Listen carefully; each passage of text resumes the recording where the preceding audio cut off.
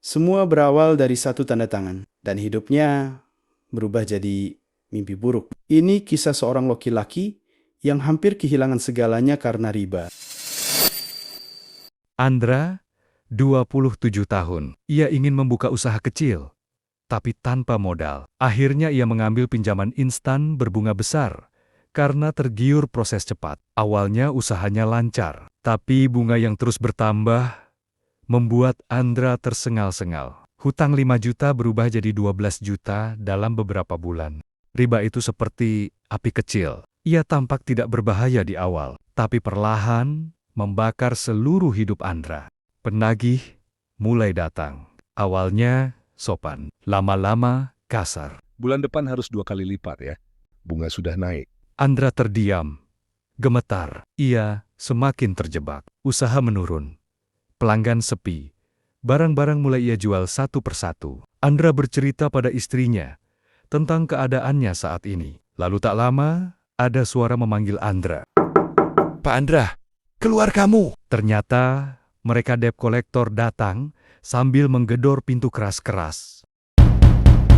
Kalau minggu ini belum bayar, kami datang lagi bawa teman. Anak istrinya takut. Andra merasa seperti kepala keluarga gagal. Hidup Andra bukan lagi tentang mimpi, tapi tentang ketakutan harian. Suatu malam, Andra berdoa sambil menangis.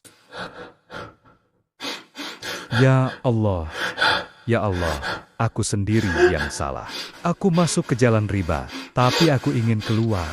Tolong tunjukkan jalannya. Di saat itu, ibunya yang tinggal di kampung menelepon. Suara ibunya lembut. Nak, ibu mimpi kamu tenggelam. Tapi ada cahaya yang narik kamu ke atas. Ibu cuma mau bilang, berhenti dari riba. Lepaskan usaha itu. Mulai dari nol pun nggak apa-apa. Kata-kata itu masuk ke hati Andra. Keesokan harinya, Andra membuat keputusan besar. Ia menutup usahanya dan berhenti berurusan dengan riba. Meski artinya, ia harus memulai dari nol. Ia bertekad, aku tidak akan tambah hutang. Aku akan bayar sedikit demi sedikit, tapi halal. Andra mulai bekerja serabutan. Angkut barang, jadi kurir dan kuli bangunan harian. Badannya lelah, kakinya sakit, tapi hatinya lebih tenang. Namun hutang masih berat. Penagih tetap menekan. Suatu sore, Andra jatuh pingsan di tempat kerja karena kelelahan. Rekan kerjanya membawanya ke klinik. Saat sadar, ia mendengar suara pengusaha pemilik proyek. Anak muda, kamu pekerja paling jujur di proyek ini. Saya butuh orang seperti kamu. Mau saya rekrut tetap? Pengusaha itu menawarkan gaji tetap dan tempat tinggal. Andra tertegun. Ia menangis. Ketika Andra meninggalkan riba, Allah bukakan pintu rezeki yang bahkan tidak pernah ia bayangkan.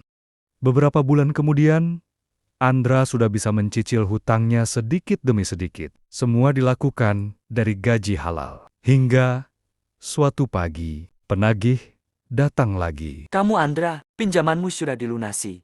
Andra bingung. Siapa yang bayar? Penagih memberikan amplop. Di dalamnya ada surat pendek. Nak, ini dari ibu. Kau tidak cerita apa-apa.